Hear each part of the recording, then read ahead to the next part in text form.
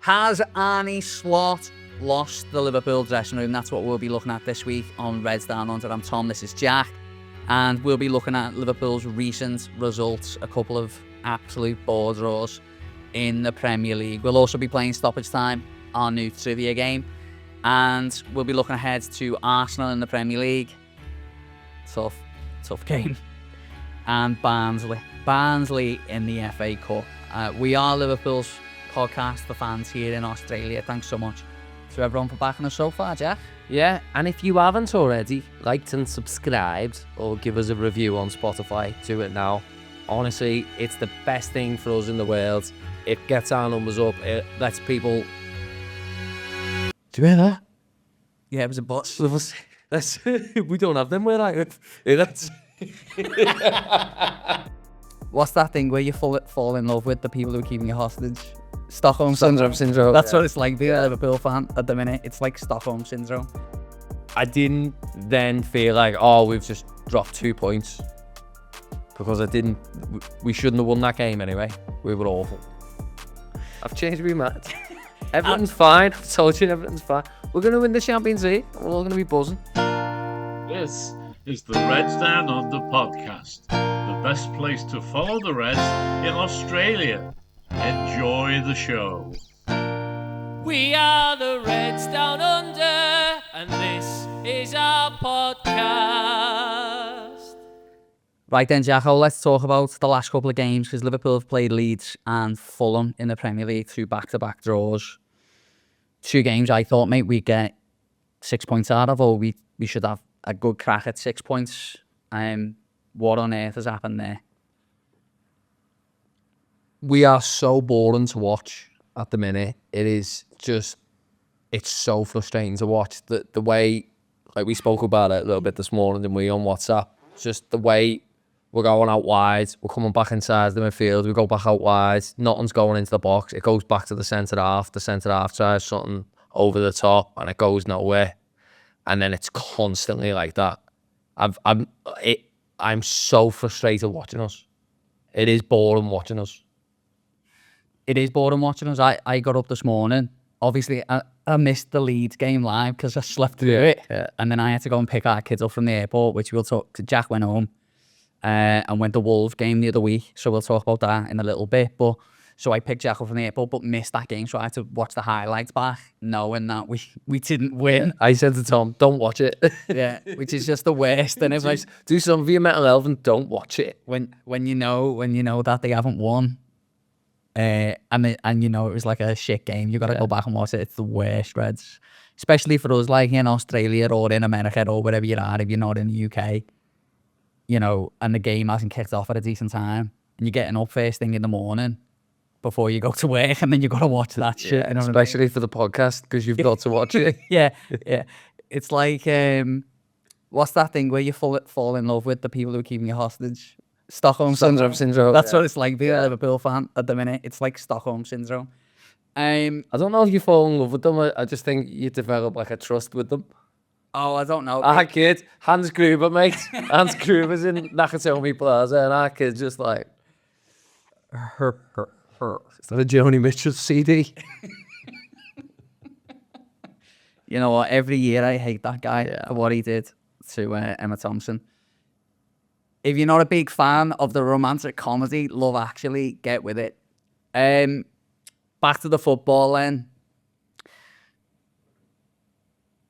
Liverpool are so boring, is the word you use. Yeah. And it is boring to watch. It is boring football. One word I would use is passive. The passive in attack. There's no aggression. There's no dynamism. There's no... The fullbacks pretty much always make an overlap run. Bradley, you know, the game today against Fulham, Bradley's pinned out to the right. And that's obviously what he's been told to do in the game. He's pinned out to the right. Kirkes is pinned out to the left. And when they get the ball in those positions, they haven't got a ball forward. And the amount of times the ball would go out to Bradley and he put it back into Szoboszlai. Szoboszlai had put it back into Gravenberch or Kanate, and then it goes back. And it goes out to the wings.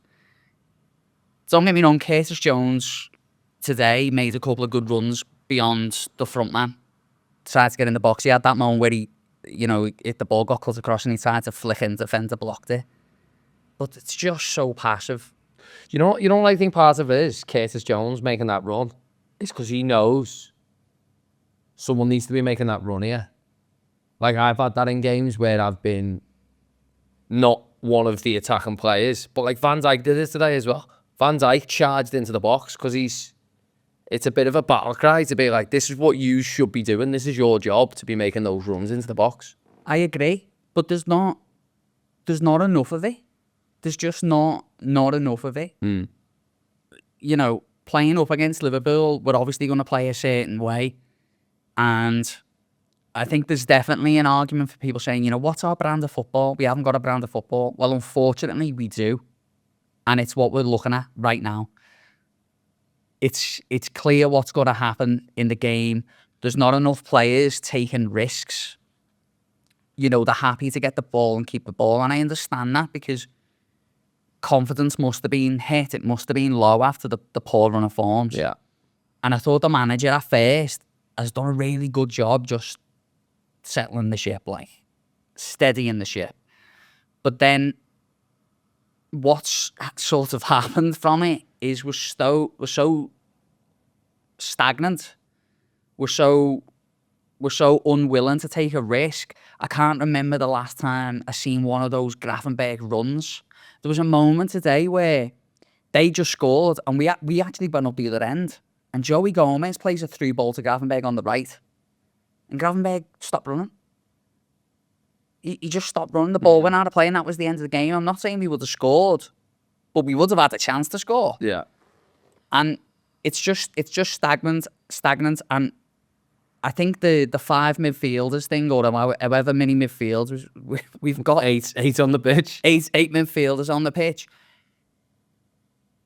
I think did work in certain times when we were really trying to steady the ship. And I think it was a good decision by the manager, Sobersley on the right.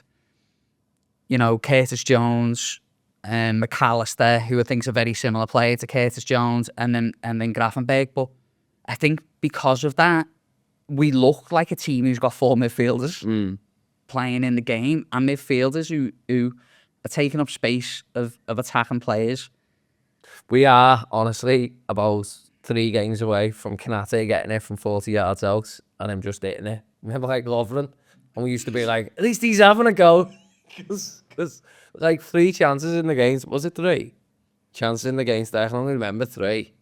But, yeah, we were so poor. I think the Sobersley, Vert, Gapgo thing, like, understandably, Cody's only, like, getting back to fitness, isn't he? And he didn't have a bad game, Gapgo. Like, out of all of them on the pitch, like, he got a goal. He hit the post, albeit offsides, but he seemed to be something there through the middle. But yeah, we were just so poor. We were so poor. And going back to Leeds, Tom, that was one of the hardest games of football. I've watched us get battered before, and gone, all right, well, they've just got it wrong today. But the lack of creativity. It's just mind-boggling. It really is. There is a lack of creativity, and I think to be fair to him, the exception to the rule in that is Florian Wirtz, because I think he's been brilliant. He's not always going to have a 10 out of 10, and I think I've seen the boys on the Anfield rap there talking about, you can't expect him to have a 10 out of 10 every game. He's going to have the odd 6 out of 10 and whatever, and they're spot on. But he is the only sort of fulcrum of creativity in there. And yes, Curtis Jones does offer some creativity. But man, Liverpool Football Club need a rocket up the arse at the minute. They need a spark. They need a player who can turn a game on its head. And I'll ask you about this player in a minute, who I think could really just help, to be honest, and a player who's already in the squad. One thing that really annoyed me, Jack, in the game was Josh was on the other week. He was good, wasn't he? Yeah, Josh was good. He's good, isn't he? Yeah. First time on a podcast. Yeah, he's good. He come off the podcast, and I was like, that's good, that, mate. You were really natural. He went, thanks, mate. I said, don't fucking start your own podcast. Weekend Pilates down under. Hey, Weekend Pilates, he's a legend. I mentioned it on the game, and it was something that I observed in the Wolves game, actually. And at the end of the game, Wolves are going for the goal, and fair play to them. They had a really good crack, and to be honest, I know they're not a really good football team at all, but that's the sort of the energy and the ambition to get a goal is something I wish I would see more in Liverpool. But what kept happening was the ball would go forward and it'd come back and sort of a third of the pitch. And Liverpool could not get a player close to the player who was delivering the cross. Yeah. And I mentioned it there last week, and we got away with it. We got away with it, and we got away with it against Brighton. We never closed down the ball. And what happens today is Liverpool go and score what should have been a winning goal with Cody Gakpo, and we would have won the game, and we shouldn't have won the game. We were poor.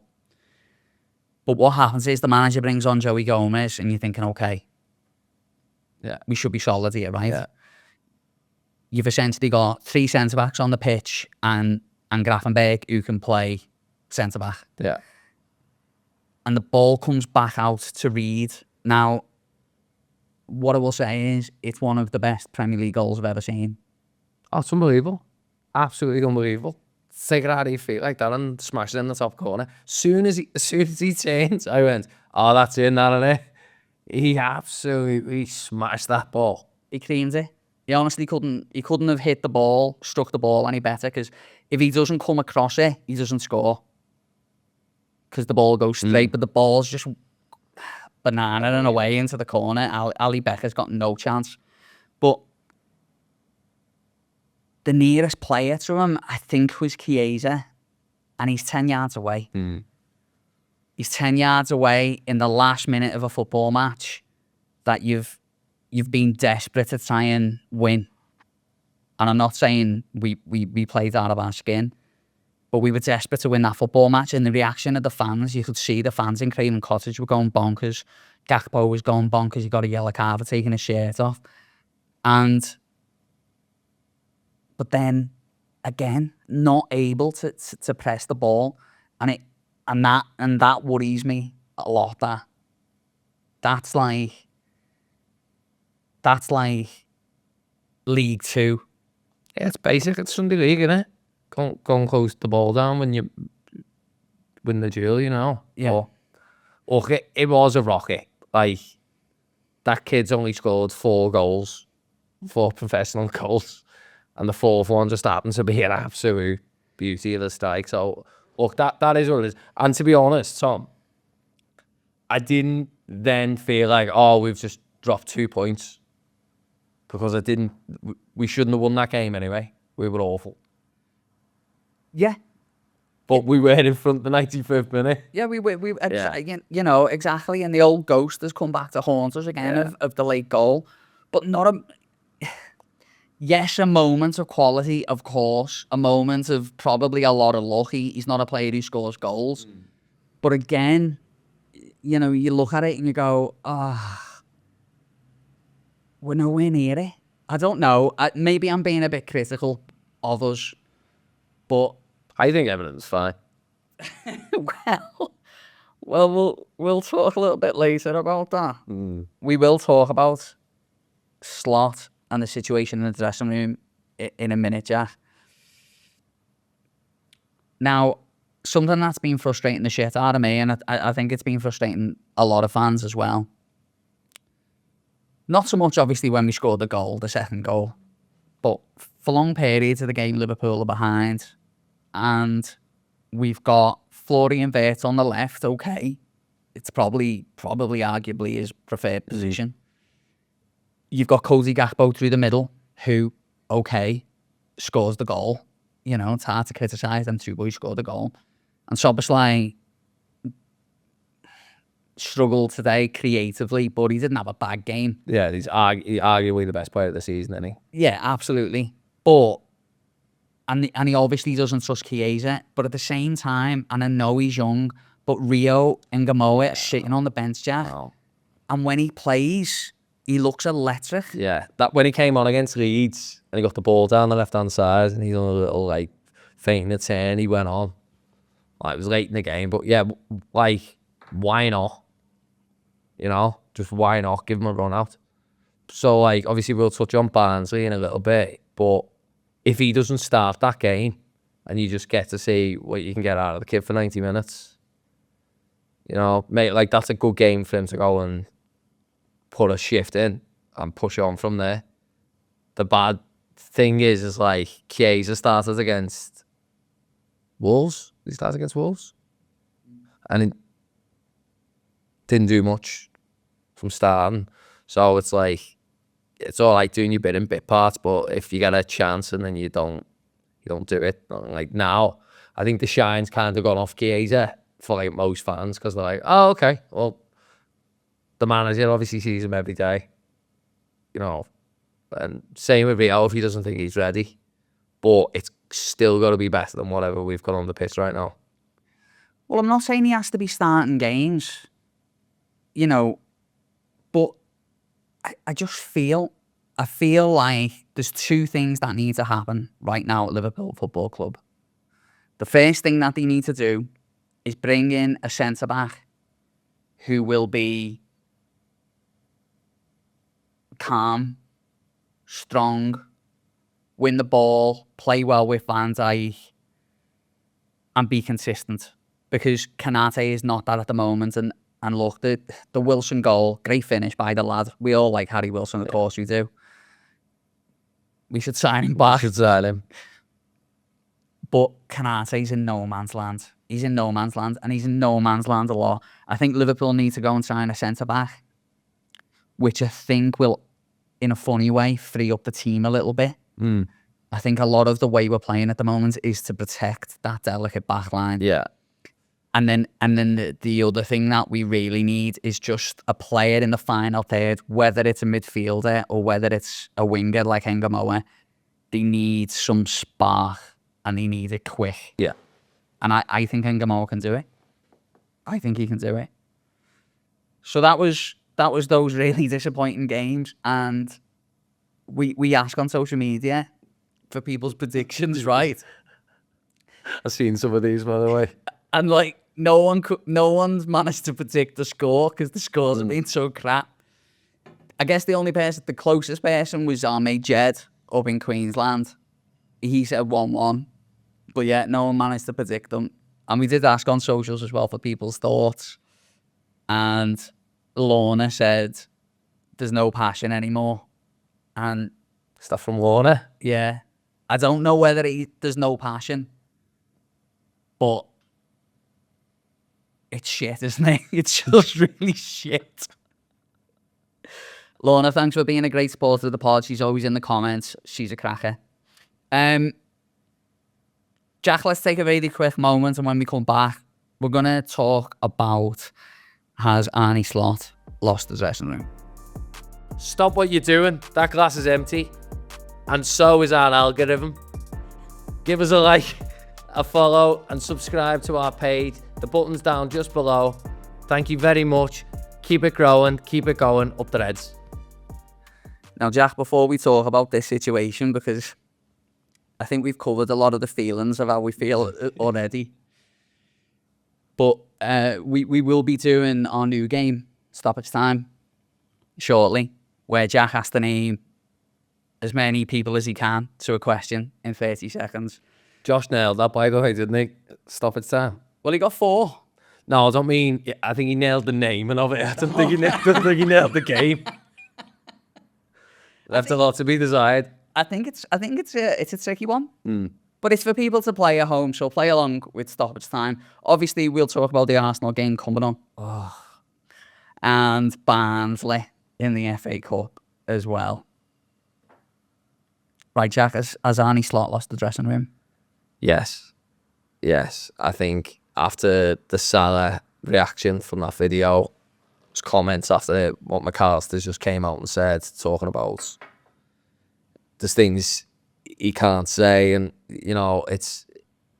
I think for those players in that dressing room, looking at him and knowing he's probably listened to the club on Mo and came out and, you know what I mean, very much been like political about it and being like, no, it's fine, everything's fine, it's between me and the player. The outside noise, I think, is very much there about Arnie Slot. The trouble is for that dressing room, and I think it's a sad thing when players do turn on him at it, and it's starting to feel that way with Arnie Slot, that the players have lost the love for him, is you look at a situation like Chelsea. You know, this is... but, you look at a situation like Chelsea and they've just... And another manager's gone now.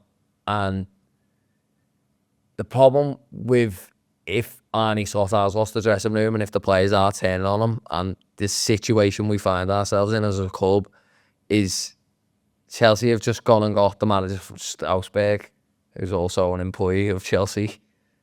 And you're looking around at the other managers in the world and you think, who could sort this out now? And I don't think there is anyone out there. And I hope the players have the wherewithal to be intelligent enough to know that, all right, well, if he does go, who's going to come in? Because realistically, who comes in? Like, do you think he's lost the dressing room? I do fear that, yeah. I do fear it. I think that, you know, you look at the players, Jack, and me and Josh talked about Cody Gakpo last week, and we said that he's a player who doesn't seem to express any real aggression, and he doesn't seem to express any real happiness. And I look at the players at the moment, and they look burdened. They don't look happy. And look, I might be wrong on that, but that's just a gut feeling that I get.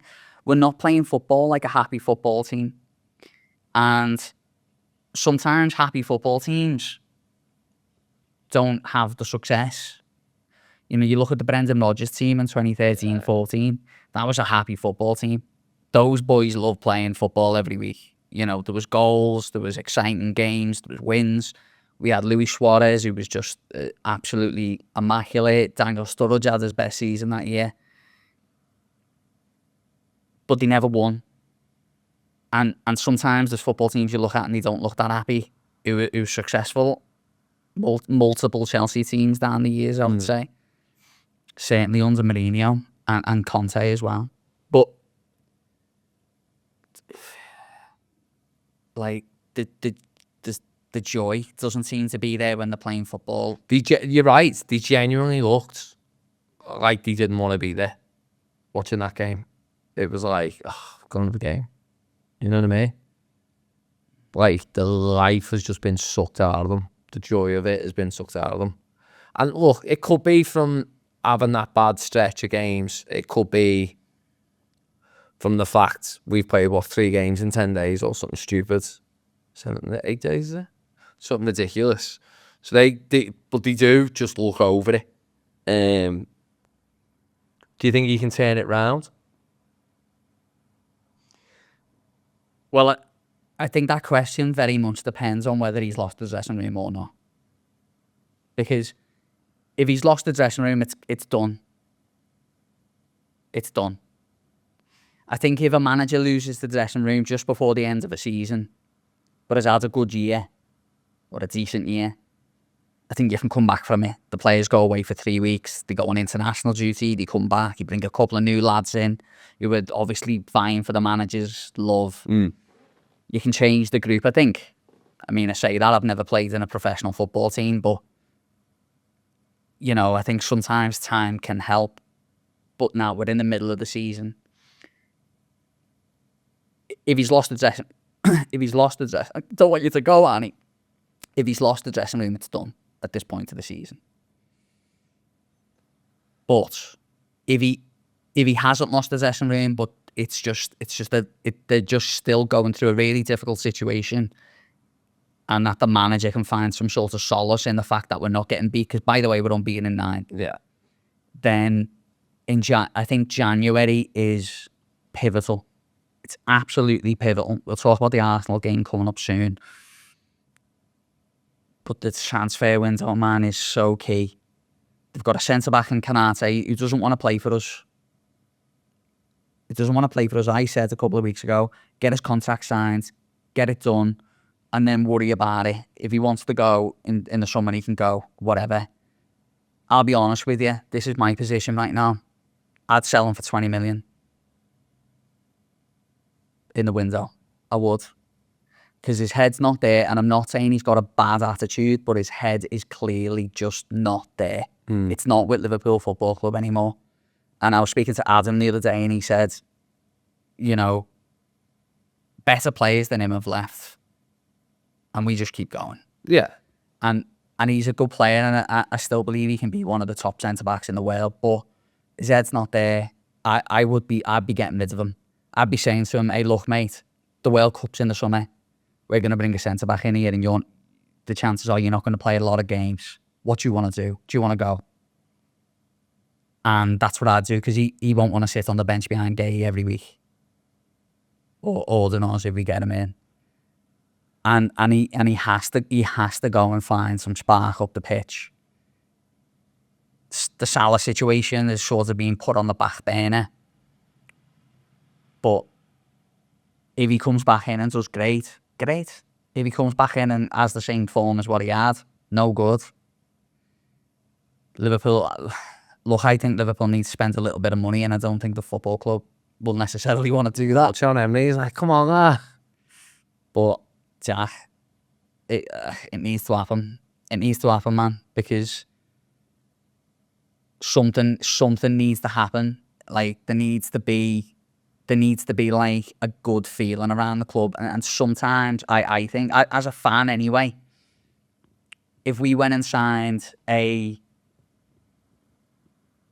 Luis Suarez type player, not Louis who he became, but Louis who we got from Ajax, aggressive, maybe too aggressive at some point, aggressive, but just quality, engine. Wants to try. We need a South American. We do. We're desperate for a South American up there. There's a Venezuelan in America now. Yeah, apparently He's pretty aggressive. he dictates play really well. Pretty good. Yeah, so look, we've got to go and get someone, man. We need a South American. I'd love a little South American. If you're a South American watching that over. Can I tell you something that I read this week? Go on. Well, the MLS season's over. Oh, grow up. Messi, mate. Messi till the end of the season. Landon Donovan. Lance Donovan, yeah. Everton. Played It's sad, eh? Like, we're still the league champions, and it's just miserable watching us. Yeah, it is. It is, but before we wrap up this section, I will say a couple of things. We are unbeaten in 9. We're in good stead in the Champions League to go through. Okay? We are sitting 4th in the Premier League. And the football is shocking. But if we finish in the top 4, Isaac would have had more of a season. Ekatike would have, Vert would have, Kerkez would have, Frimpong would have. These are players who we knew would need time to gel. I think we all got a bit too excited at the start of the season. But then we can start looking at it then a bit differently. We can have a fresh start. I think it's about getting through this moment. So, in summary, has he lost the dressing room? No. I've changed my mind. Everything's fine. I've told you everything's fine. We're going to win the Champions League. We're all going to be buzzing. I've changed my mind as well, by the way. I think he has lost the dressing room. No. We're gonna win the Champions League in a 0-0 draw, and it'll be like 16-15 on pens. That's how we're gonna do it. There's your prediction. As long as we can get Shimikas back to take some penalty kicks. Righto, Jack. Can you get your timer on your phone, please, Jeff? Yeah. And give me 30 seconds. Because we're about to play Stoppage Time, a brand new game. It's 30 seconds. And I'm going to ask Jack. So since Bill Shankly, Liverpool have had 13 full-time managers. And Jack needs to name me all of them. Play along at home. This was on last week. No. No, it wasn't. It was? No, that was how many Liverpool players have played for Real Madrid. Oh, Did you watch it? I listened to it Did you? on the plane. Oh, Yeah, it was nice. okay. Hey, we'll talk about you going home in a minute after this game. Right, you ready? Yeah. Play along at home. Start the clock. Emlyn Hughes, Roy Fagan, Bob Paisley, Rafa Benitez, Gerard Houllier, Roy Hodgson, Brendan Rodgers, Jurgen Klopp, Arnie Slot, Graham Souness.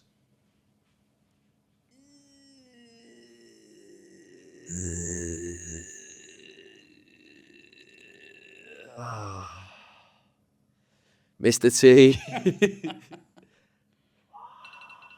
Right, there you go. There's your timing up. I'm just going to read them out quite quickly. How many does it get? You got a few.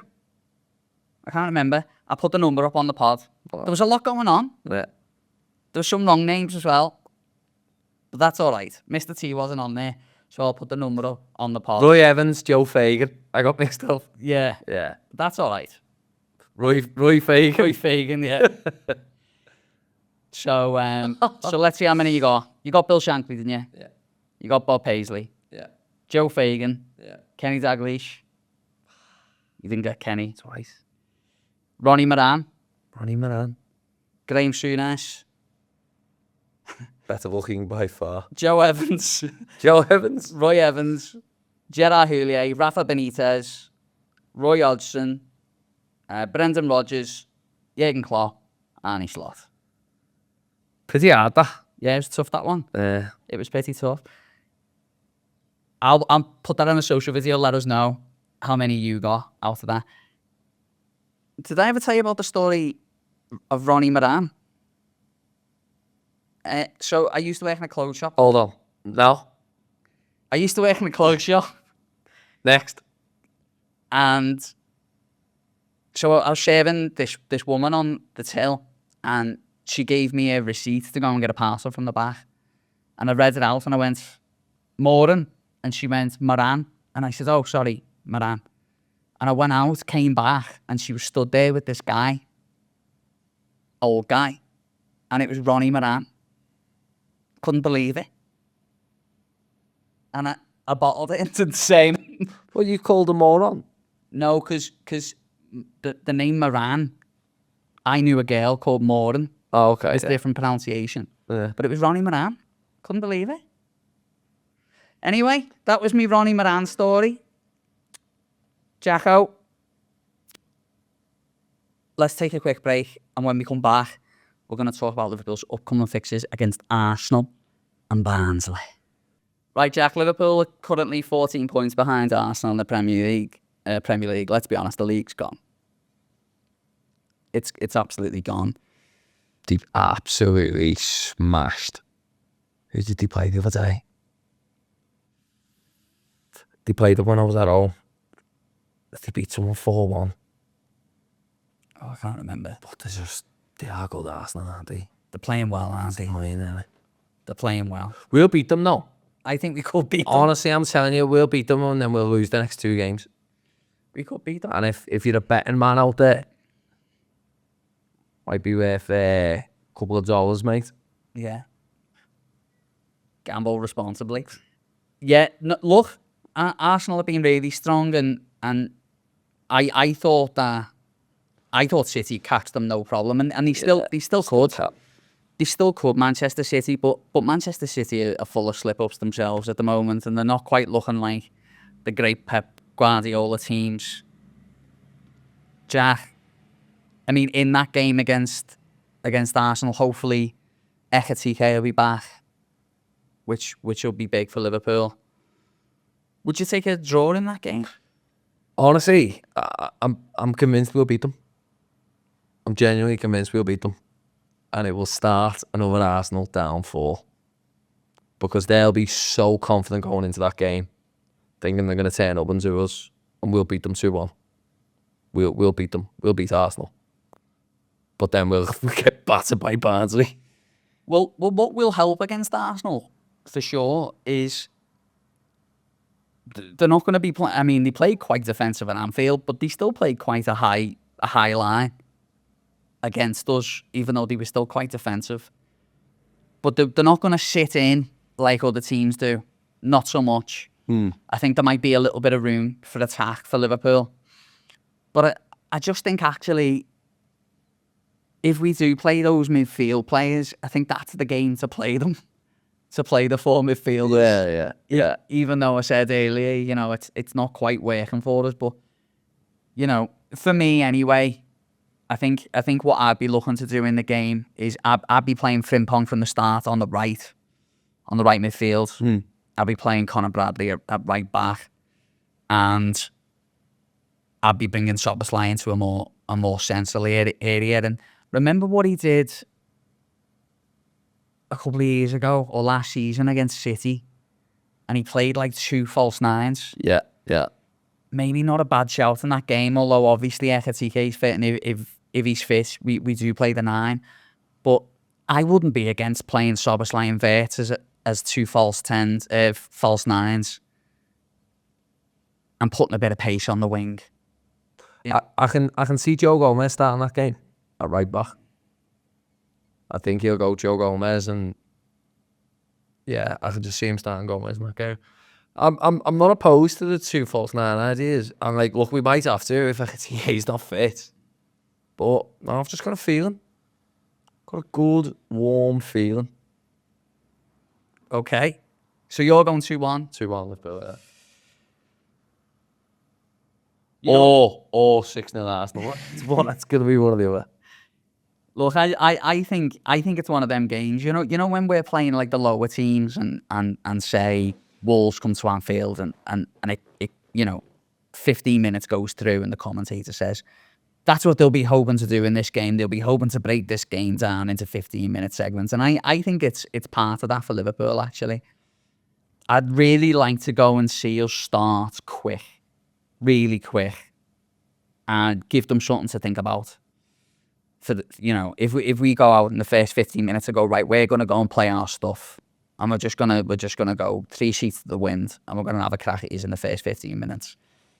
And then maybe you can start sitting back a bit more into the game. And it's something that Rafa used to do sometimes, is he'd sort of open the floodgates a little bit in the first 15 minutes of a game and try and get that goal and sit back in. But I think if Liverpool can stay in the game as long as they can, and then Rio comes on and scores the winner, go on. No, the one thing that scares me is Arsenal's so good on corners. I know. Like, Wolves scored one against us, Tom. I would love to come back to this in a second. Okay.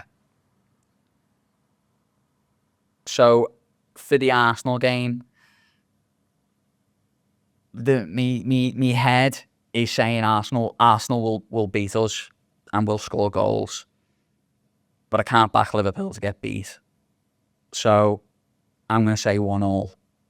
And a draw that would be a good result for Liverpool and might hurt Arsenal in their title run as well. Yeah, the set piece thing, right? Can I just say something on this? I'm going to get slated for this, right? Stop going on about set piece coaches. I'm fed up of hearing about it. I'm fed up of hearing about Arsenal set piece coach, and when they get a goal, he's on the sideline celebrating like he's a manager. Sit down, you've done your job. Right? Sound like Roy Keane. You've done your job, baby.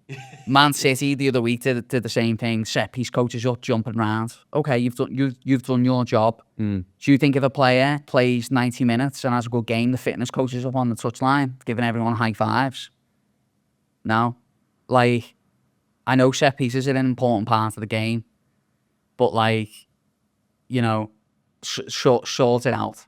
And I couldn't believe hullabaloo was made that Liverpool sacked the set piece coach. Set pieces weren't working. They've got rid of them. Like, it's really not a big deal. Like, don't worry about it so much. Worry about other shit. Anyway, that was me just moaning about it. My head's been battered by it. I've been waiting for this pod to talk about it. Okay, so that was me. That was me moaning at people. Not our listeners, obviously. They're, all right? They're amazing. Yeah. Barnsley, Jack. Barnsley. Oh, Barnsley. Barnsley. In the FA Cup. Yeah. Now, because this is a season where Liverpool are not firing on all cylinders, the FA Cup might be nice to win. Big class, wouldn't it, to win that FA Cup? Yeah. I seen something interesting the other day. 2006.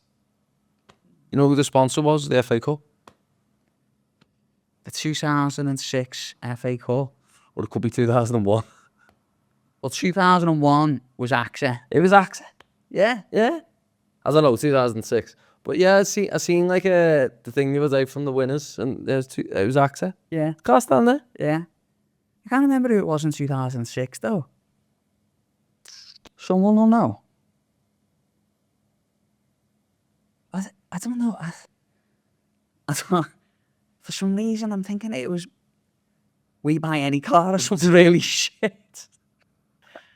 Can't remember. Blockbuster, yeah. What a blockbuster goal by Steven Gerrard. Yeah, so look, but Barnsley, it's a competition that's actually increasing in value for Liverpool this season. Obviously out the League Cup as well. Premier League's gone. But would you rotate in that game? It's who you play though, isn't it? Because like you look at that bench, it's not blessed at all, is it? We have two keepers on the bench every week. Is Bakatic fit? Well, he's training. I keep seeing photos of him training. I seen one where he was like, it looked like he was at like a fruit salad bowl, and he was just like, there lad, enjoy your brekkie. Yeah. But I did read about him. I don't know where I read it. But it was saying that the club still believe in the player, basically. Yeah, he had a bit of spark as well, didn't he, Bakatic? But yeah, like I say, we're not blessed at the minute with the squad. Outside the field, well, inside the 11 we're not blessed either, but there's not a lot of options. So unless he just rolls the dice and plays some kids, Well, which might not hurt us, to be honest. no, I think it'll help. And I said on here a while ago, I think what Liverpool need to do is to bring in players like Strung and Ione and bring Engamoa in. Players who are not burdened. They're not burdened by this thing that we're in at the minute. You know, they just want to go out and play football. You know, that's all they want to do. They just want to go and play. They're desperate for games. And I would be looking at opportunities for players like that. Like Mamadashvili is obviously going to play in goal. Yeah. You know, whether you go Ramsey at right back, Gomez, you can't take Van Dijk out because we'll be a shit show. Robbo left back. But then, you know, this is the problem. We're playing 4 centre midfielders every week. Yeah, keeping them fit. Who are you going to play? I know Enzo's been struggling with injury. I don't know whether Enzo will come back in. But look, we've got to go and beat them. We've got to go and beat them. And to be honest, if I was Arnie Slot, I'd be saying to the players who would get given a chance, look, if you go and play well here today, I'm going to put you in the next game. Because, you know, it can't be much worse. It can't be much worse. If Traynor only goes and has a cracker against Barnsley, gets an assist or whatever, be like, right, you're gonna play. You're gonna play next week. And that's what I would do if I was the manager. Because I understand why he's reluctant to bring players in at certain points. Inexperienced players, especially when you're struggling, you want the best quality on the pitch. I get that, but I just feel like we just need to freshen up. Harvey Elliott, mate. Well, Harvey can play, can't he? He can only play for us, though. Yeah, he can't, because he can't go to a third club, can he? So I look, if I was the gaffer, I'd be getting, because Villa don't want him. I'd be getting him in, right, straight back into the squad. You're going to play against Barnsley, and let's see what you've got. Let's see what you've got, because there's a quality footballer there. Yeah. 1-5, yeah. There's a quality footballer there, and we're talking that Liverpool just don't have that, they don't have that little bit of spark up there, and Harvey Elliott can offer that. So I'd be bringing him back in, at least give him till the end of January. Yeah. And then if it's not going to work out, let him go. But we could definitely do with a bit of extra quality in the squad, couldn't we? Right, Jack, before we go, tell us about what it was like being back home. It's good, yeah. And that was the podcast this week. That was class, man. Absolutely class. I went back for Christmas, first cold Christmas in 9 years. It's just like getting off the plane and there being like a 38-degree temperature difference on your body really tests your steel as a man. But no, it was just class. Got back. It looked like I was going to go 2 games, and then Abby booked the flight for New Year's Eve because it was cheaper. And for once in her life, she's saved us a bit of money. So that was good. Went back. I was just, the whole time, I was just buzzing. I was going to the Wolves game. And went, got up, big smile on my face. Like the biggest smile on my face. I had bubble and squeak for breakfast. Class, mate, let's get into this. I was ready by 8:15. Like, I was just, I was like up, showered and ready. My missus was like, you going this early? And I was like, I just need to get ready. So went to my nan's first and walked to the Albion, which anyone who knows the Albion knows it's not that wise to walk anywhere near there. But, mate, big smile on my face, bounced in there, couple of pints in Guinness, met Jay and Adam, our mates. Headed up the ground. We didn't go to King Harry because it was absolutely rammed, which, I was a bit upset by, because that was always our pub, wasn't it? Had a mosey down to, is it the players suites? That one, it's like someone's house. Went in there, met Catherine, and we just sat round having a few beers. And then, because I haven't been to the game since the whole new ticket and things came in. And by the way, security at the game now is so high. I only got in with 1 flask of whiskey and 1 bottle of water in my pocket. But they warned you in Everton before. So yeah, the lads are like, oh, you need to go now. And I was like, doesn't kick off 45 minutes? And they're like, no, trust me, you need to go now. The queue outside to get in is absolutely ridiculous. And security's, obviously, things going on around the world, security's heightened. But yeah, so I was just stood outside the main stand like that. Got to go and see me aircon. I did all them years ago, mate. It was just, I reckon I was the only person happy to be in that stadium. Genuinely, the only person. Sat in the cods of the main stand. And yeah, it was just really nice to go back. And then about 15 minutes into the game, I was thinking, we aren't good anymore, are we? It's all disappeared. Well, no, class getting to going. Obviously now, being an outsider, living out here and getting to experience the game like that. But I did, I was looking at the cop thinking, I'd love to be in there. I was supposed to meet up with our mate, weren't I? Joey. Yeah. So I was hammered by the time I remembered that. I thought you were, to be honest.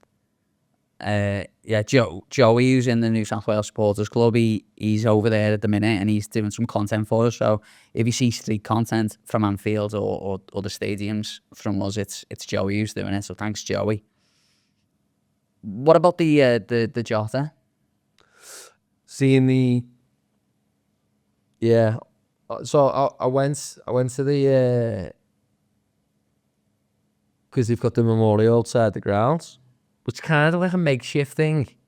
I went and paid me respects there, and there was still people putting scarves down and flowers down, and obviously the occasion being what it was, and his kids being there as the mascots. But genuinely, when they ran out and Verge took the kids for a kickabout up the ends, I don't think I've ever seen more grown men cry at one time. That was just, because it's still unbelievable and it's still unfathomable that it happened. And it was, yeah, like I say, just grown men crying their eyes out. And Wolves, like, really classy. On the 19th minute, obviously he played for Wolves, didn't he? They started singing, Diogo, Diogo, Diogo. And then we sang a song round the ground.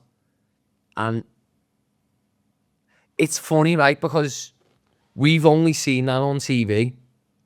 And it's like, oh, it's the 20th minute, and you know the commentator's like, and he will always be remembered and whatever. When you're in the stadium doing it, it's sort of eerie because of how emotional it is and how raw it still is.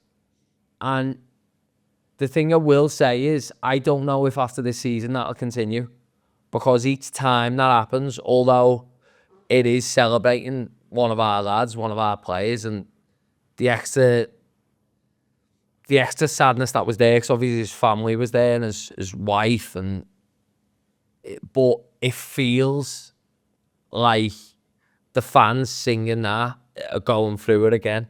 Do you know what I mean? Each time I'm like, of course, like, he'll never be forgotten, but I don't think it's something that should continue after this season, because it really just implements a big thing of sadness around the stadium that's already there. It's just opening up a fresh wound. Do you know what I mean? Yeah, it's ripping that band-aid off when it's like there's a lot of people that are hating. Obviously, the players, all the staff who worked with them, was family more so than anyone else. But a nice touch, I think, on the day, but I just don't think after this season that should carry on. It's an interesting one. Obviously, I've not been in a stadium. You know, I know it's a different situation, but after Hillsborough and, you know, Jerry singing "You Never Walk Alone" at Anfield, was such an emotional moment in Wembley Stadium. And I wonder, and I don't know, maybe me dad and me mum will be able to tell us this. I wonder if You Never Walk Alone for a period there held a really, really emotional tie-in. You Never Walk Alone's an emotional song anyway, and I think that's the power of the song. Yeah, for sure, yeah. Is that when you sing You Never Walk Alone, you feel like you're not singing it for Liverpool, you're singing it for someone else, don't you? Really? Yeah, and you're singing it for you and your own reason. I said it to you when I moved to Australia, that You'll Never Walk Alone, the West Ham game, 2018, I think it was, and we beat them 3-0, it was just before I moved. That You'll Never Walk Alone got me for the first time ever, really, because I understood what it meant, and I was going to be going somewhere else, and I'm not going to be there with my people doing this anymore, with my community doing that. And like, even at the word community, like, it's common unity, that's the thing we're all there for, and that's our song. But it's people's songs for their own reasons, and that's the power, as you say, of a song like You'll Never Walk Alone. And I think that with the Jota song, it is the fact you're reliving, and that's what I feel like. Even when I did the Tributes song after he passed, it's like, when I hear that, like, as proud as I am of that, I did it, and I think it's really good, and I think it's the emotions, right? Because I was an emotional wreck doing it. I think everyone's just reliving it each time they sing that song. They're reliving them days, thinking about them on the pitch. And look, we were talking before, Tom, and I said this in our group chat today.